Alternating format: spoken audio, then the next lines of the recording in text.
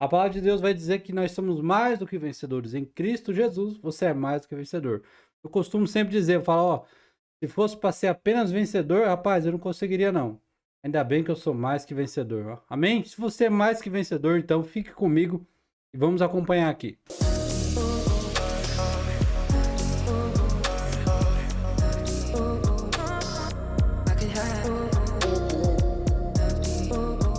Aprenda a apanhar, se movimente, seja luz, você é filho, procrastinação, ideia de negócio, recomece, pague o preço, tudo é possível, você merece e governe. Tudo isso nós vamos abordar dentro desse tema. É um conceito muito simples de ideias simples para que você possa se tornar passar de fase. São ideias simples que fazem você passar de nível, passar de fase e para a próxima etapa na sua vida. Então nós vamos falar sobre esse primeiro tema, que é o seguinte. Vamos pular aqui o aprender a apanhar e vamos falar sobre o se movimente. Tudo na vida a gente precisa se movimentar. Para que as coisas deem certo, para que as coisas mudem de rumo, mudem de direção, a gente precisa o quê? Se movimentar. E nós vamos falar sobre um personagem da Bíblia muito especial hoje, que se chama Isaac. No livro de Gênesis, no capítulo de 26, no versículo de 12, vamos ler aqui. E semeou Isaac naquela mesma terra, e colheu naquele mesmo ano, sem medidas, porque o Senhor o abençoava. E semeou Isaac naquela mesma terra, e colheu naquele mesmo ano, sem medidas, porque o Senhor lhe abençoava. Exatamente, então a gente podemos ver aqui que Isaac, ele teve que fazer o que primeiro? Semear. O Senhor abençoou Isaac? Abençoou, mas Isaac fez o quê? Semeou. Isaac lançou a semente. Isaac teve a sua atitude, teve a sua ação. E o fato de Deus ser com ele, da promessa de Deus ser sobre a vida dele, sobre a sua geração, não impôs o fato dele não ter que semear, dele não ter que dar o primeiro passo, dele fazer o quê? Se movimentar. Então você que está aí assistindo, eu quero dizer a você, olha, você precisa semear.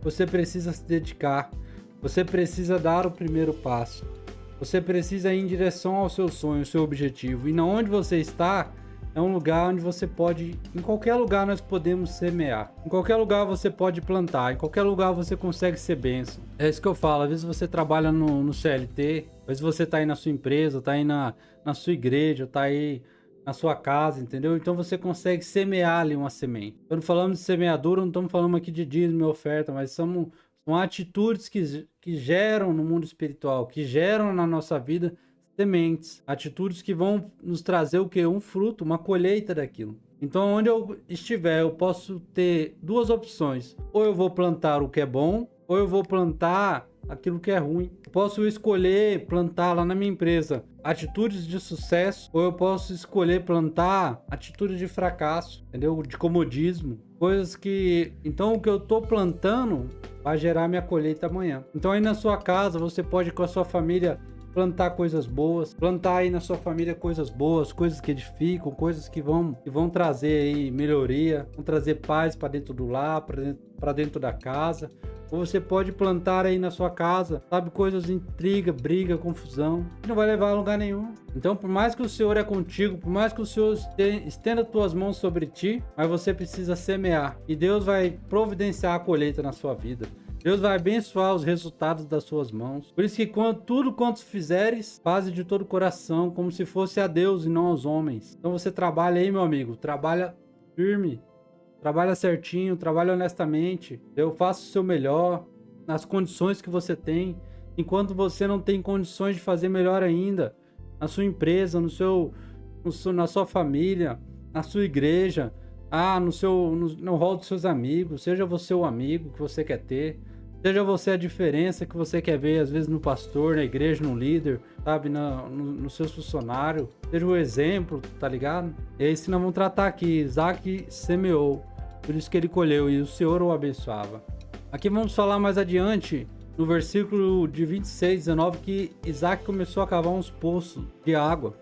Cavaram, pois, os servos de Isaac naquele vale e acharam ali um poço de águas vivas. E os pastores de Gerar profiaram com os pastores de Isaac, dizendo: esta água é nossa. Por isso chamou aquele poço de Ezeque, porque contenderam com ele. E logo nos versículos posteriores, Isaac começa a ir para outro lugar e cavar novos poços. Isaac entendia que ele não tinha tempo para perder com pessoas com briguinha, com confusão. Isaac partiu para outro lugar e começou a cavar outro poço. E ali os caras contendeu com ele. Foi lá e entulharam o poço dele, tamparam o poço dele. Ele foi lá e fez outro poço, cavou outro poço mais adiante. E aí você vai ver na palavra de Deus, acompanhando a história ali em Gênesis, que enquanto o povo entulhava o poço dele, contendia com ele, ele ia lá e cavava o poço em outro lugar. Quantas pessoas, quantos de nós paramos em algum momento das nossas vidas porque entulharam o nosso poço. E aí eu tenho duas atitudes: ou eu fico brigando ali pelo aquele poço, ou eu fico chorando em cima daquele poço entulhado,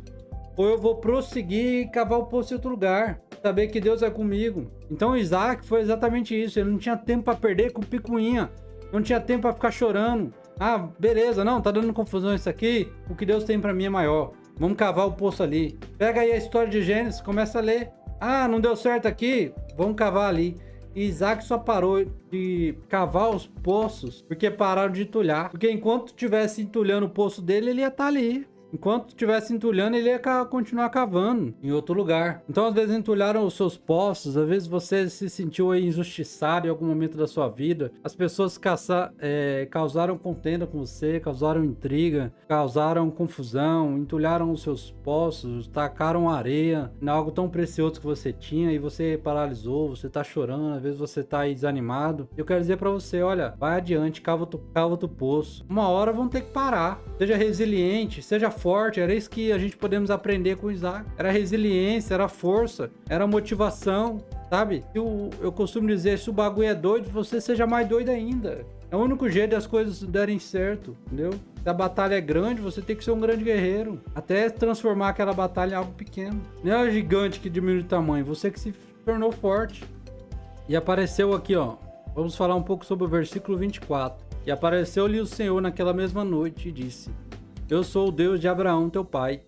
Não temas, porque eu sou contigo.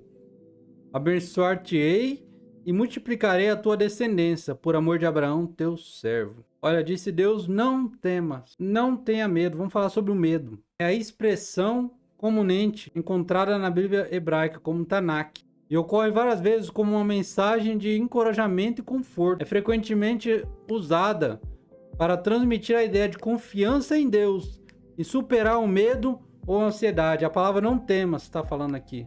Porque o medo paralisa. O medo faz você não prosseguir, o medo faz você não ir adiante. O medo é o contrário do medo.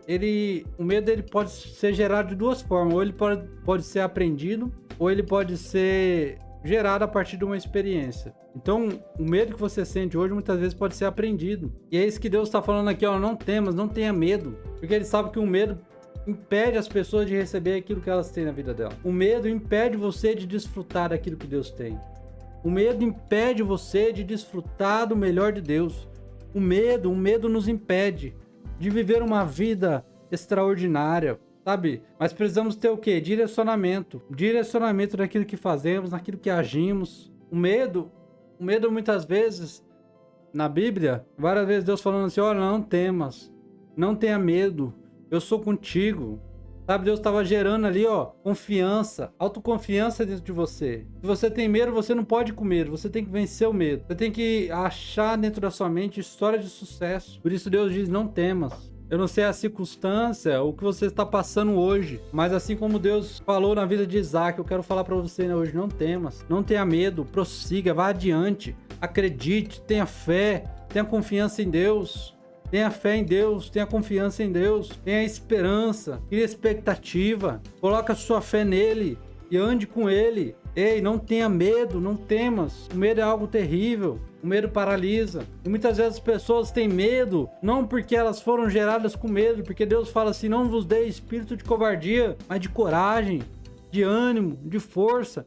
Então por que eu tenho esses medos? Muitas vezes eu aprendi a ter medo. Na onde? Na sua infância, lá atrás. Palavras lançadas. Às vezes você vai abrir um negócio e a sua mãe viveu uma experiência terrível com empreendedorismo. Às vezes o seu pai foi abrir um negócio e faliu, não deu certo. E aí você fala, ó, mãe, eu vou abrir um negócio. A mãe vai falar, olha meu filho, seu pai abriu um negócio, nós ficamos na rua.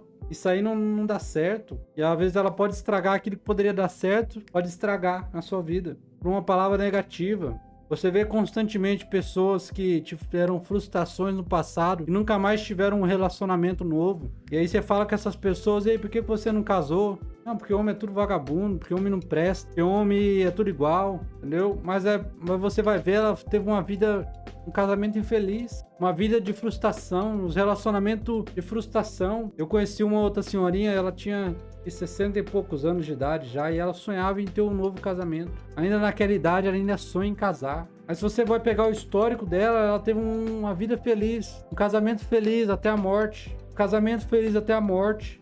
Alguém que cuidou dela, que tratou. E é por isso que ela sonha hoje ainda encontrar um novo amor. Muitas outras já vi senhorinhas que tiveram um casamento frustrado. Elas falam, olha, eu tô muito bem sozinha. Homem só serve e não serve pra nada. Eu não preciso de homem, não dependo. Então, as duas carregam mensagens diferentes. E passam pros seus filhos, às vezes, qual mensagem? De coragem ou de dor? Um passado de dor ou um passado de esperança? Um passado de amor? Então, eu vejo algo muito simples, eu tiro, um medo de animal. Tem gente que pega no cavalo e abraça o cavalo.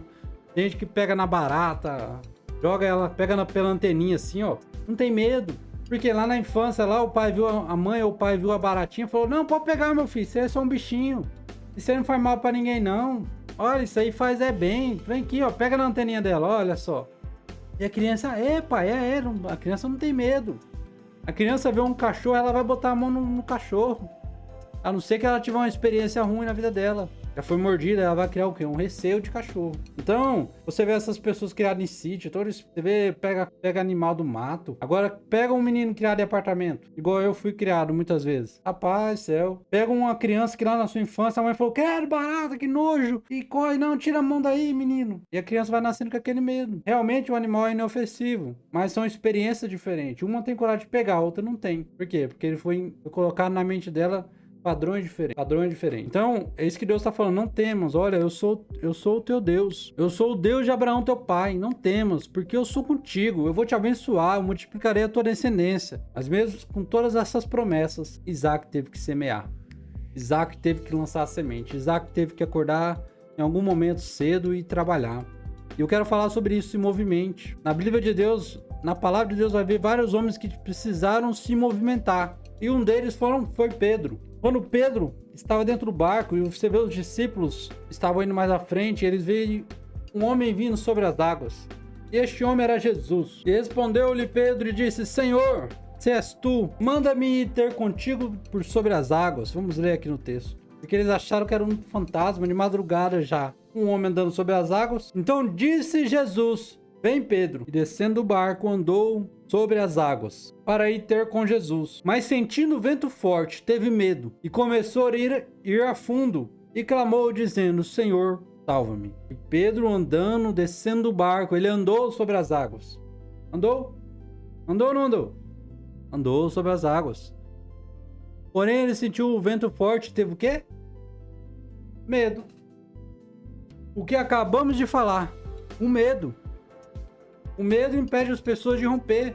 O medo impede você de conquistar.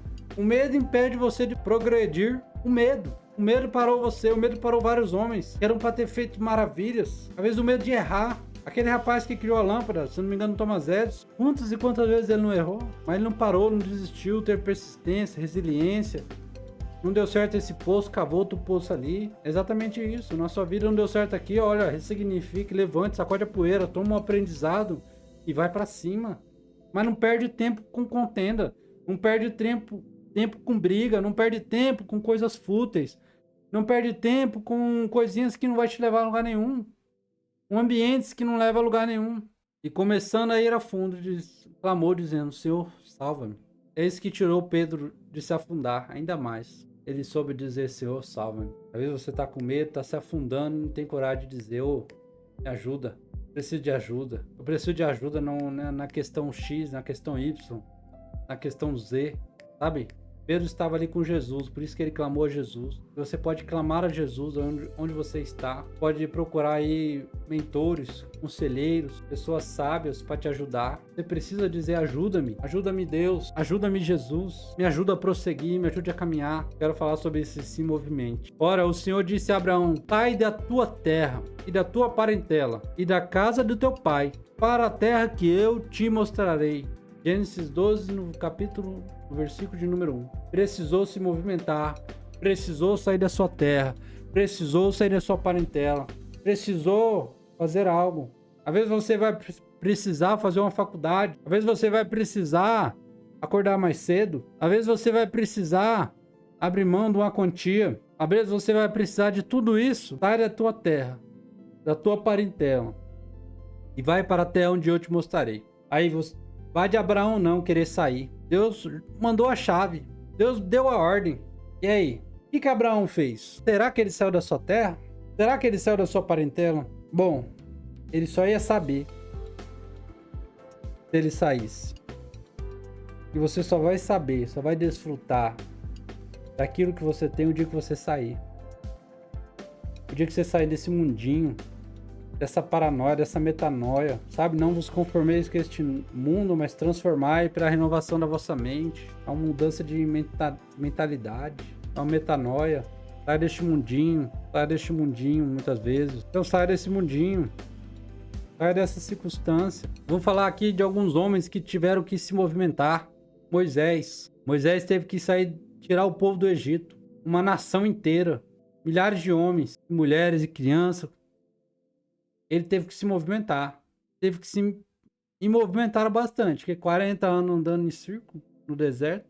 A missão é simples. Porém, as complicações no caminho foram várias. Mas o Senhor é com eles. Eles precisavam se movimentar. Vamos falar sobre Noé. Noé teve que se movimentar. Teve que construir a arca. Mas foi salvo ele e a sua casa. Ele se movimentou em outra direção. Mas na direção correta. José teve que sair do meio dos seus, foi parar na prisão, foi parar na casa de Potifar, foi parar depois para virar governador do Egito. Jonas teve que sair da onde ele estava para ir para Nínive. Davi teve que enfrentar o gigante, teve que se movimentar também. Teve um momento Davi que entrou numa caverna, ele só homem problemático. E ele criou aqueles homens problemáticos, endividados, criou um grande exército. Você vai ler na Escritura. Os discípulos de Jesus tiveram que movimentar. Pedro acabou de fazer a maior pescaria da sua vida. Teve que largar o barco para trás e vir seguir Jesus. Todos os outros, Jesus teve que se movimentar. Teve que abrir mão temporariamente de um conforto. Ele abriu mão da sua glória para vir pisar nessa terra. Ele era adorado entre os anjos e agora ele estava sendo cuspido por homens. Mas ele se movimentou para um propósito maior, para algo maior. Moisés se movimentou para algo maior. José se movimentou para algo maior.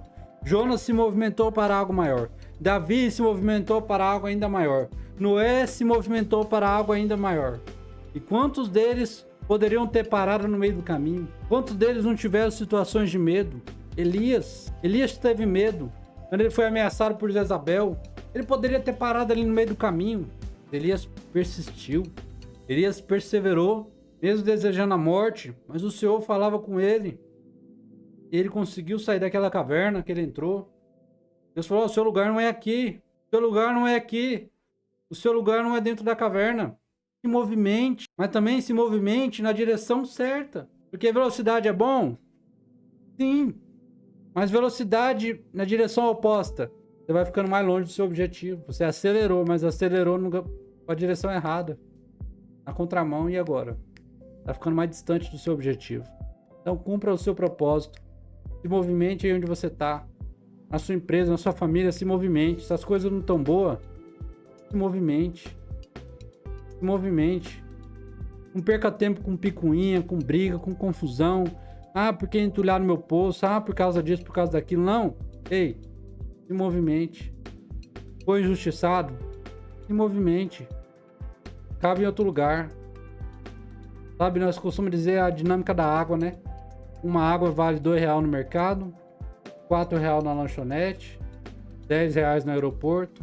O produto é o mesmo, só mudou o ambiente. Se você tá hoje aí, não estão valorizando você, cara, amanhã ou depois, Deus pode mudar o seu ambiente, sabe? As oportunidades, elas vão surgir. Seja luz,